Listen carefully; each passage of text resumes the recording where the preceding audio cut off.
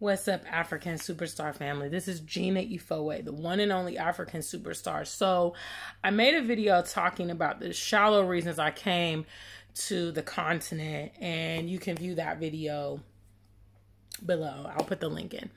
But today I want to talk about the petty reason I came to the continent. So big shout outs to all of you guys with big vocabularies. You know all these words. They're kind of similar, but they're a little different. And there's one reason in particular that I am committed to my life here on the continent. And I would classify that as a petty reason. And the petty reason is that everybody told me I couldn't do it. Told me I can't make a life on the continent, you know, as someone from America who doesn't have family in Africa, you know, how could I survive? How could I make it happen?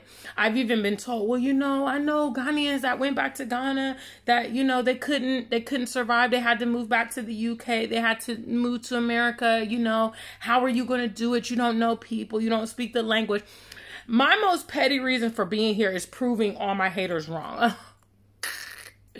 And people will say, oh, Gina, well, you shouldn't worry about your haters. And, you know, you should. Your haters are like a phenomenal source of motivation. Do you know what it's like to flex on people back in the US on my social media? Huh? When they told me I couldn't do it? When they told me I would fail? When they told me Ghana was so hard? When I was told when I left the U.S. that I wouldn't be able to make it, that I have to run back? Do you know the gratification? Huh? When people thought you were going to be in struggle life, but you're balling? Do you know what it feels like when people are like, yeah, Gina, you know, I didn't take you seriously at first, but now huh? Yes. So I think any person who has migrated to the continent, any person who's an entrepreneur, anyone who has gone through any type of challenges like this, when you actually like ruminate on all the people that told you couldn't do, I mean, you will be amazed how empowered you will become. It's kind of like a power source.